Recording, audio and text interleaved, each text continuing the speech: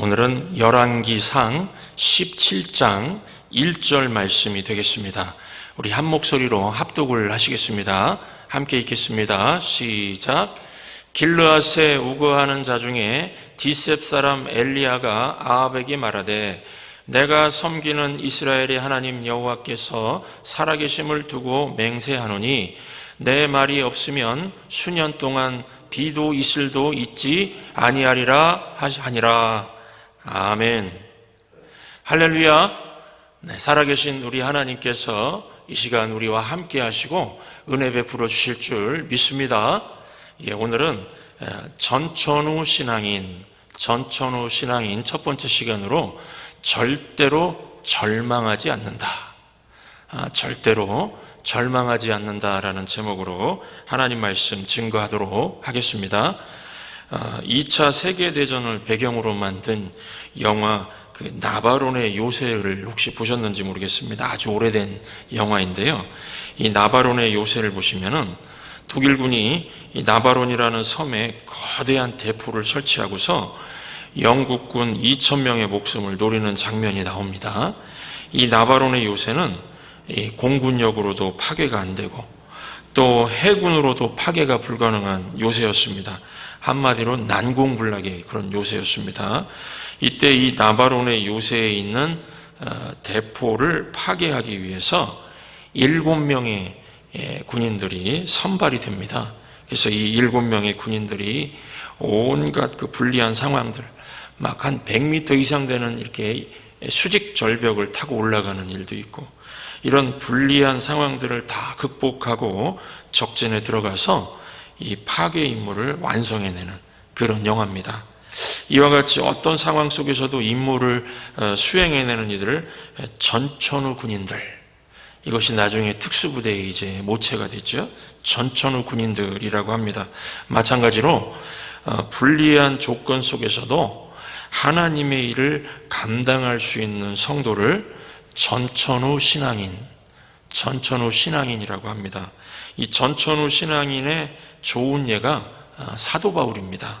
빌립보서 4장 12절을 보시면은 나는 비천에 처할 줄도 알고 풍부에 처할 줄도 알아 모든 일 곧 배부름과 배고픔과 풍부와 궁핍에도 처할 줄 아는 일체의 비결을 배웠노라. 무슨 뜻일까요? 사도 바울은 주어진 모든 상황 속에서 사명 완수가 가능했다는 것입니다. 많은 사람들이 착각하는 것이 있습니다.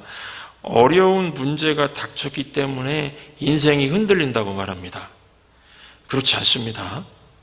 상황은 언제나 흔들거립니다. 그렇죠?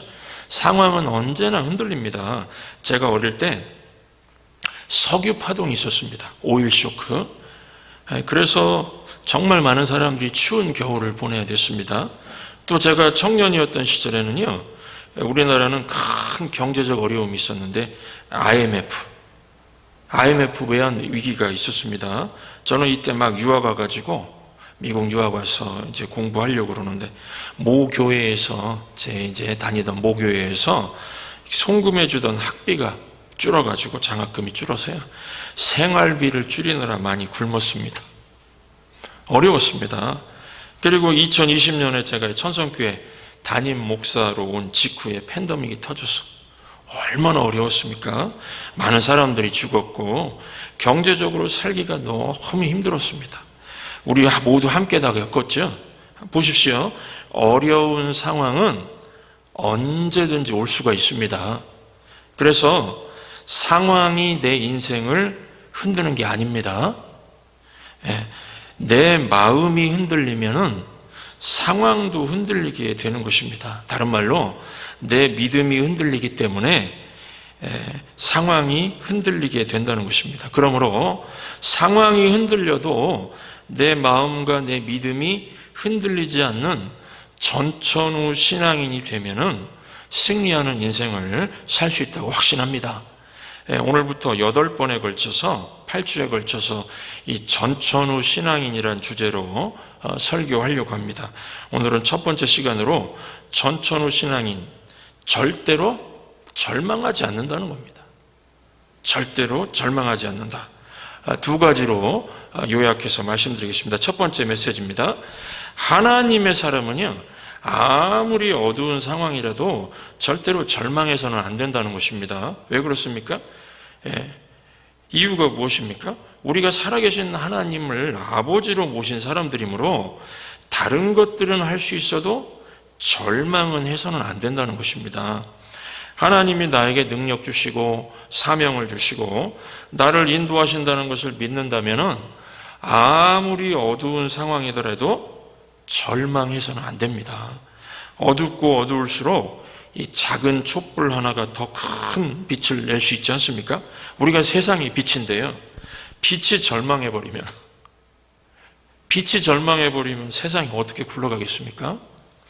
오늘 말씀에 등장하는 지금 엘리야, 이 엘리야가 살던 당시의 배경은요, 절망이었습니다. 엘리야가 속한 나라는 북이스라엘이었습니다. 북쪽 이스라엘. 솔로몬 왕이 죽고 나자 통일왕국이었던 이 나라가 갈라지게 됩니다. 북쪽에 10개 지파, 남쪽에 2지파로 갈라졌습니다. 우리나라가 남한과 북한 이렇게 남북으로 갈라진 것처럼 이스라엘도 남북으로 갈라지게 되었습니다. 이때 예배를 드릴 수 있는 성전이 있는 곳이 남쪽 유다의 예루살렘이 있었습니다. 그래서 북쪽 나라, 북쪽에 있는 10지파의 사람들이 남쪽 유다로 자꾸 왔다 갔다 하는 것입니다. 이것을 못마땅하게 여긴 북쪽 이스라엘의 왕 여로보암이 가짜 성전, 가짜 예배 장소를 만들었습니다. 북쪽 지역에 베델과 단이라는 두 곳에 가짜 성전을 만들고 금송아지 우상을 만들고는 이곳에서 예배하라. 이것이 너희가 섬기는 하나님이다. 그러면서 남쪽으로 내려가질 못하겠습니다. 백성들에게 가짜인 우상을 숭배하게 만든 것입니다. 여러분, 이렇게 하나님을 두려워하는, 하나님을 경외하는 그런 게 사라져버리니까 북쪽 이스라엘 나라는요, 폭력 사태가 나타납니다. 폭력이 난무하게 됩니다. 쿠데타가 무려 9번이나 일어났습니다. 쿠데타가요. 대표적인 쿠데타가 아하방의 아버지 오므리가 일으킨 겁니다. 오므라이스 생각하면 이름이 외우기 쉽습니다. 오므리. 열왕기상 16장 25절 보시면은 오므리가 여호와 보시기에 악을 행하되 그 전에 모든 사람보다 더욱 악하게 행하여, 이렇게 기록하고 있습니다. 그런데요, 이 오므리보다 더 악한 사람이 등장하는데 바로 오므리의 아들 아하방, 엘리야 당시에 통치했던 아하방이었습니다. 이 아하방에 대해서 열왕기상 16장 30절을 보시면은 오므리의 아들 아합이 그의 이전의 모든 사람보다 여호와 보시기에 악을 더욱 행하여, 이 아합은요, 아버지 오므리보다 더욱더 악했는데 자기 혼자 죄를 짓는 것을 넘어서 원군까지 받아들입니다. 원군까지 받아들여서요, 당시에 그 경제 대국이었던 두로와 시돈의 공주가 있습니다. 해양왕국 경제 대국이었던 두로와 시돈의 공주 이세벨을 자기 아내로 맞이하면서 더욱더 악한 길을 가게 됩니다. 두로는 당시에 전 세계를 활보하던 해양, 바다를 지배하는 왕국이었습니다. 그러니까 경제대국인 이세벨의 나라와 군사적인 힘을 가진 아하방이 손을 잡은 겁니다. 손을 잡고 나서 바알과 아세라 선지자들을 들끓게 만드는 이 우상 숭배하는 나라를 만들어버립니다. 이때 사람들이 느꼈던 것은요, 이제 하나님을 섬기는 신앙은 끝이 났구나. 이런 절망감을 느끼지 않았겠습니까? 돈과 권력을 가진 세상 나라들이 힘을 합해서 우상을 숭배하게 만들었으니 이제 어떻게 하나님을 예배하면서 살 수 있을까? 절망할 수밖에 없었을 것입니다. 예를 들어서 지금 현재 힘센 나라들 그러면은 미국, 중국, 러시아죠? 이 세 나라가 힘을 합해서 자기네들이 원하는 일을 하려고 하면은 작은 나라들이 대항해서 싸울 수 있을까요? 제대로 말도 못할 겁니다. 상대가 안 되겠죠. 그 당시에 하나님을 예배하는 사람들에게는 완전한 어두움, 완전한 절망의 상황이었다는 것입니다. 그런데요, 이런 상황 속에서 어둠과 절망을 몰아내는 하나님의 방법이 무엇이었습니까? 오늘 말씀입니다. 하나님의 사람, 하나님이 함께하는 사람, 엘리야였습니다. 하나님께서는 어두움과 절망을 몰아내는 일들을 한 사람 엘리야를 통해서 일하기 시작을 합니다. 여러분, 성경은요, 하나님이 함께하는 한 사람은요, 하나님 없는 두 나라, two nations, two countries, 하나님 없는 two countries without God, 하나님이 없는 두 나라들이 힘을 합쳐도 능히 이길 수 있다는 것을 우리에게 보여주고 있습니다. 그래서 우리는 숫자나 크기 가지고 겁먹을 필요가 없습니다. 경제대국인 두로와 시돈이 군사력을 가진 북이스라엘과 손잡고 하나님의 백성들을 핍박한다 해도 하나님 앞에 엘리야처럼 서 있으면 된다는 것입니다. 요즘 코로나로 인해서 경제적으로 또 정신적으로 영적으로 심각한 고통에 직면한 위기의 가정들이 늘어나고 있습니다. 하지만 한 가정에 한 사람이라도요, 엘리야처럼 하나님 앞에 서 있는 사람이 있으면 소망의 가정으로 역전될 수 있다는 것입니다. 아버지가 되었든 어머니가 되었든 남편이 되었든 아내가 되었든 아들이 되었든 딸이 되었든 아니면 사위가 되었든 며느리가 되었든 엘리야 같은 한 사람만 있으면 된다는 것입니다. 어느 남자 청년이 있었습니다. 오래전에 있었던 이야기인데요, 예수님을 이 청년이 믿게 됐습니다. 그런데 그 청년의 가정을 보니까요, 온통 어둠뿐이고 절망뿐이었습니다. 그의 아버지는 완전히 알코올 중독자였습니다. 아주 심한 알코올 중독자였고, 어머니는 그런 아버지하고 살다가 우울증 환자가 되어버렸습니다. 아버지는 알코올 중독자, 어머니는 우울증 환자. 남동생은 아버지 영향을 받아가지고 술에 손대가지고 알코올 중독에 빠져들었습니다. 돈이 생기면 아버지가 술만 갖다 사 먹으니까요, 가난해서 헤어나오지 못하는 그런 가정이었습니다. 그런데 이 예수 믿은 이 청년이 기도하기 시작했습니다. 그러면은 여러분, 이 가정 변화되겠습니까? 안 되겠습니까? 변화되겠습니까? 안 되겠습니까? 이 변화될 것입니다. 엘리야 한 사람이 나라도 변화시켜 버리는데요, 엘리야처럼 하나님 앞에 서 있는 이 청년이 가정을 변화시키는 것은 가능한 일 아닙니까? 목사가 이런 설교를 하면은 어떤 분들은, 목사님, 저는 너무나 부족해서, 저는 이 절망이 너무나 두렵고 자신 없습니다. 저는 엘리야가 아닙니다. 이렇게 반응하시는 분들이 있습니다. 그렇지 않습니다. 하나님은 약한 자를 들어서 쓰신다 그랬습니다. 약한 자를 들어서 더 많은 일들을 하십니다.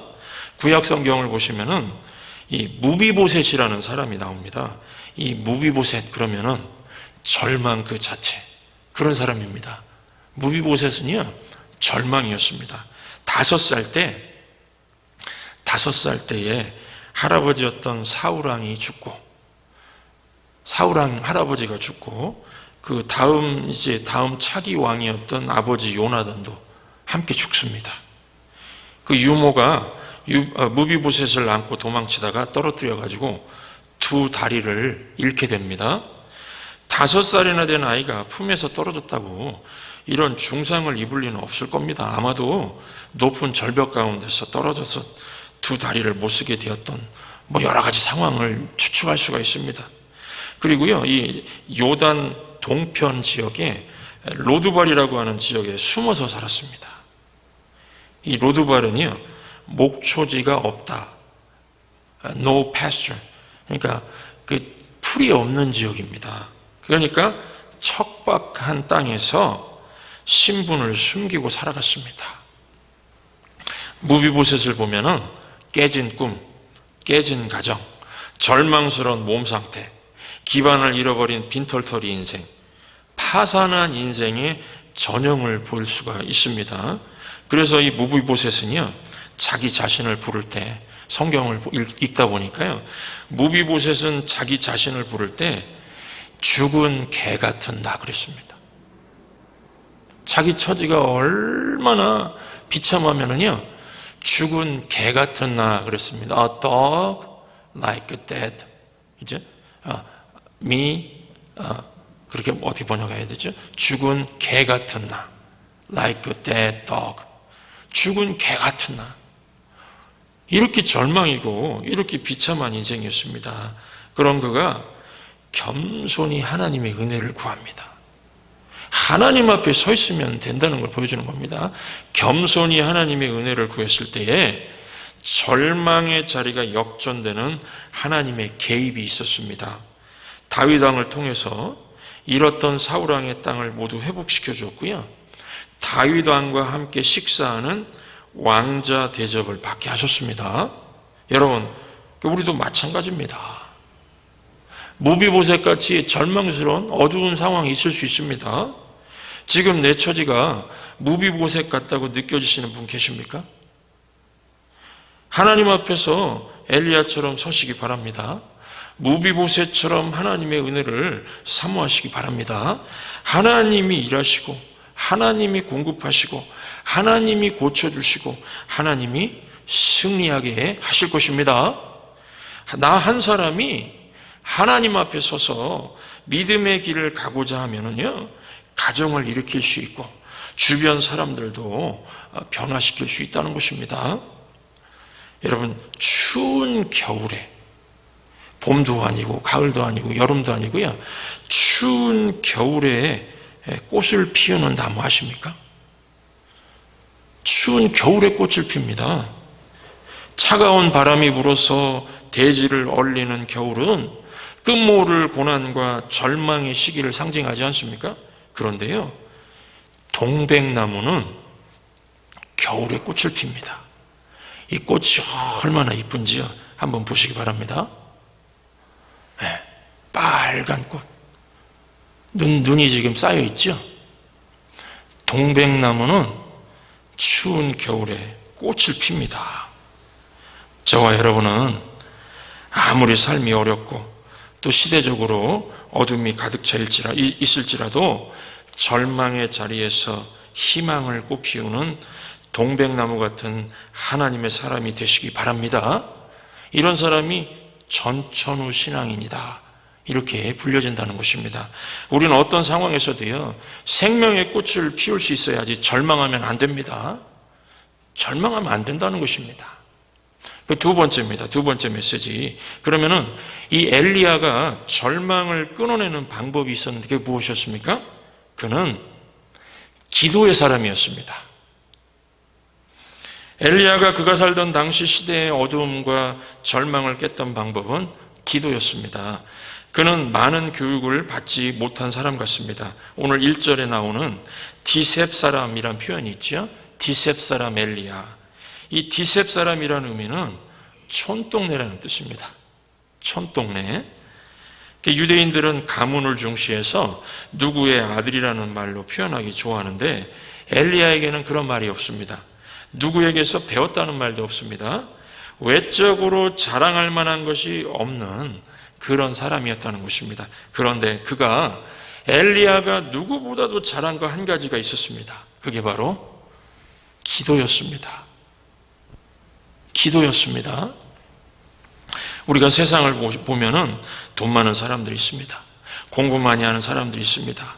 뭐 조직도 잘하고 언변이 좋아서 정치를 하려는 사람도 있습니다. 머리가 비상해서 막 검사가 되고 판사가 되는 사람도 있습니다. 그러나 언제나 시대의 문제를 해결하는 사람은 기도의 능력 한 가지 붙들고 하나님 앞에 기도하는 사람이었습니다. 하나님 앞에 기도하는 사람이었습니다. 여러분, 기도의 사람 되시기 바랍니다. 그래야 시대의 어려움, 내 인생의 난관을 이겨낼 수가 있습니다. 야고보서 5장 17절 보시면은 엘리야는 우리와 성정이 같은 사람이로되 그가 비가 오지 않기를 간절히 기도한즉 3년 6개월 동안 땅에 비가 오지 아니하고 여러분, 하늘문을 닫아버렸던 능력이 어디에서 왔습니까? 또 나중에 엘리야가 하늘문을 또 열었습니다. 이런 능력이 어디에서 왔습니까? 엘리야의 간절한 기도에 와서 왔다고 그러죠. 엘리야는 우리와 성정이 같은 사람이로되 그가 비가 오지 않기를 간절히 기도한즉, 엘리야의 간절한 기도에 있었습니다. 엘리야는 기도하는 사람이었습니다. 기도하는 사람만이 이 세상의 모든 도전들을 깰 수 있고 악한 마귀의 공격도 물리칠 수가 있습니다. 어떤 절망도요, 이겨낼 수가 있습니다. 여러분, 지금 우리에게 열려야 할 것들이 있고 우리 삶 가운데 지금 닫혀야 할 것들이 있지 않습니까? 기도로 열고 기도로 닫을 수 있는 존재가 바로 우리 하나님의 백성들입니다. 지금 우리에게 위험이 있습니까? 기도로 막아버려야 됩니다. 러시아가 막 핵을 터뜨리겠다고 위협을 하고 있죠.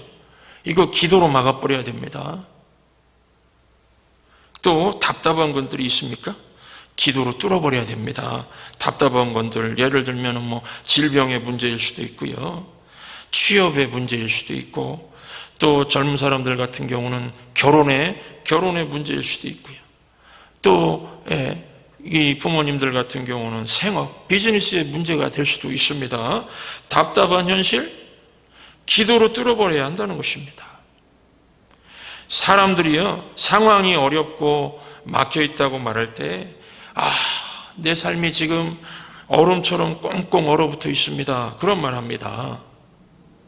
얼음 같은 상황은요, 망치로도 깰 수 있을 것 같지만은 기도의 빛을 계속해서 비추면은 녹아서 사라지게 될 것입니다. 엘리야가 살았던 아합 왕의 통치 시대는 겉으로 볼 때는 풍요로운 시대 같았지만은 영적으로는 얼음으로 그냥 꽁꽁 덮여 있는 빙하 시대 같았습니다. 이런 시대를 녹여버린 것이 엘리야의 기도였습니다. 가는 곳마다 기도했더니 갈라져 버리고 녹아서 변화가 일어났다는 것입니다. 여러분, 남극도 녹는 거 아시죠? 남극도 녹습니다. 지금 이게 열의 힘이고 이 빛의 힘입니다. 인생도 마찬가지입니다. 영적인 일도 마찬가지입니다. 기도의 빛이 계속 비추어지면은 녹아내리게 되어 있습니다. 2020년에 나온 신앙 서적 중에 읽기 어렵지 않는 책입니다. 기도의 능력으로 살아낸 믿음의 여정, 하나님의 딸 정희라는 책이 있습니다. 이 책은 70세 나이인 김정희 전도사님이 자신의 신앙 여정을 기록한 간증집입니다. 이분은 7남매 중에 맏으로 태어났는데요, 태어나자마자 지나가던 스님이 거의 저주 수준의 말을 하고 지나갔다고 합니다. 당신의 딸은 3번 이혼하고 결국에는 무당이 될 사람이요. 아니, 태어난 애 보고 당신의 딸은 3번 이혼하고 결국에는 무당이 될 사람이요, 그랬다는 것입니다. 그런데 그 가정에 보면은 어머니가 둘이 있었는데 한 어머니가 신기가 있는 무당 그런 좀 배경이 있었답니다. 그래서 아버지는 20대가 되어도 시집을 보내지 않으려고 했다는 것입니다. 그런데 집안이 너무 가난했기 때문에 아들은 머슴으로 차라리 보내서 먹고 살게 하는 게 낫고, 딸은 어디 집에 식모라도 보내서라도 먹고 살게 해줘야 되는 그런 힘든 상황이라 이 딸을 시집을 보냈다고 합니다. 그런데 이 정희가 결혼하고 나서 애도 낳고 사는데 어느 날부터 막 몸이 아파오기 시작하는데 신병에 걸렸다고 합니다. 신병. 이 신병이라는 게 무당이 되라고 이 잡신들이 괴롭혀서 생기는 병이랍니다. 신병. 무당이 되면은 남편과 이혼해야 되고, 아이들과 떨어져야 되고, 또 무당들은 이렇게 술을 마신답니다. 늘 술을 마셔야 되고, 귀신 외에는 그 누구와도 사랑하면 안 되는 신세라고 생각하니까 살고 싶지가 않았답니다. 그래서 살 기회라도 얻고자 그 용한 무당, 이게 프로페셔널이죠. 용한 무당을 찾아가서 물었다고 합니다. 그랬더니 이 무당을 안 하는 방법을 좀 가르쳐달라. 그렇게 물었더니요, 그 무당하는 말이, 그 책에 보니까 그 무당하는 말이, 귀신보다 하나님의 신이 더 세니까, 귀신보다, 그죠? 잡신보다 하나님의 신이 더 세니까 예수를 믿으라. 그것도 예수를 믿되 대충 믿으면 안 되고 열심을 다해서 믿으라. 그랬답니다. 그래서 이 교회를 찾아가서 이제 며칠 막 기도를 하는데, 이 기도를 하는 중에 이 머리통만한 불덩어리가 앞사람부터 임하는 것을 보게 됐답니다. 이게 이제 잡신을 경험해 봐서 영적인 세계를 이분은 좀 감이 온 것 같아요. 이 머리통만한 불덩어리가 앞사람부터 임하는 걸 봤답니다. 기도 시간에. 이 불체험이 이게 성령 체험이죠. 성령 세례. 그죠? 이분이 기도하다가 내가 저 불덩어리 맞으면 타 죽겠구나 싶어가지고 자리에서 일어나서 도망가려고 그러는데 몸이 꼼짝하지 않더라는 겁니다. 그래서 그 불덩어리가 와서 그냥 머리와 가슴에 탁 닿는데요, 그 순간에 그냥 하나님 하고 막 큰 소리가 터져 나왔답니다. 그러면서 막 자기가 인생 살면서 지은 죄들이 막 보이기 시작하고 죄인인 자신을 살려달라고 기도하기 시작했다는 것입니다. 그렇게 이게 잡신에 시달리는 정의의 인생에 성경에서 말하는 은혜가 임하는 순간이었답니다. 그러자 하나님께서 독생자 예수님을 보내서 자기의 죄값을 다 치르신 것이 믿어지고요, 하나님의 신, 그 성령이 몸속에 들어와서 이 잡신을 쫓아내는 것을 체험했답니다. 이게서 이 참 무당이 변화된 간증을 들으니까 실감이 나더라고요. 이게 잡신이 지배하다가 예수 믿으니까 몸 안에 성령이 들어오면서 잡신을 쫓아내버린 겁니다. 그러니까 이 평안이 오게 되었답니다. 두려움이 사라지고요. 그리고 나서 이분에게 놀라운 변화가 생겼는데, 기도하는 것이 즐거워지게 됐답니다. 당연하죠. 잡신한테 괴로움 당하다가 내가 마땅히 빌 바를 알지 못하나 보혜사 성령께서 마땅히 빌 바를 간구하게 해주시는 게 기도 시간이잖아요. 성령과 함께 기도하는 시간이 이렇게 즐겁고, 그래서 하루에 막 2-3시간도 좋고 어느 때는 막 8시간도 좋고요, 오래 기도하는데도 하나님의 신 성령의 인도함을 받는 것이 좋았다는 것입니다. 그러니까 이분은 잡신에게 붙들려 봐서요, 성령님과 동행하는 것이 얼마나 좋은지 안 거죠. 여러분, 성령 안에서 기도가 가능하지 나 혼자 하는 건 기도 아닙니다. 그 명상입니다. 명상. 예수님 믿고 내 몸에 성령이 임해서 나를 거듭나게 했을 때 하나님을 아버지라 부르게 나오는 이 기도의 능력은요, 성령의 인도하심 속에서 이루어지는 겁니다. 그래서 기도는 하나님의 자녀들만이 할 수 있는 특권입니다. 이렇게 예수 믿고 나서 기도의 삶을 살면서 정말 그 절망스러운 상황에서 인생을 살아왔으니까 얼마나 풀어야 될 기도 제목들이 많겠습니까? 그 기도의 삶을 살면서 체험했던 많은 일들을 기록한 것이 하나님의 딸 정희라는 신앙 서적으로 출판이 된 겁니다. 이 책을 보시면은 한 사람이 기도의 삶을 살 때에 얼마나 많은 놀라운 일들을 이루는지 볼 수가 있습니다. 기도하니까 절망이 희망으로 바뀌었고요, 기도하니까 불가능이 possible 가능으로 바뀌어버렸습니다. 여러분, 우리도 마찬가지입니다. 우리가 기도하면은 엘리야처럼 닫을 것들은 닫아버리고 열려야 할 것들은 열 수 있게 된다는 것을 확신하시면서 절망하지 마십시오. 하나님의 사람 절망하는 거 아닙니다. 절망하지 마시고 어디를 가든지 기도하시면서 사시는 이 시대의 엘리야 같은 사람 되시기를 주의 이름으로 축원합니다. 이 시간 말씀 기억하시면서 기도하는 이 시간 찬송 같이 하겠습니다.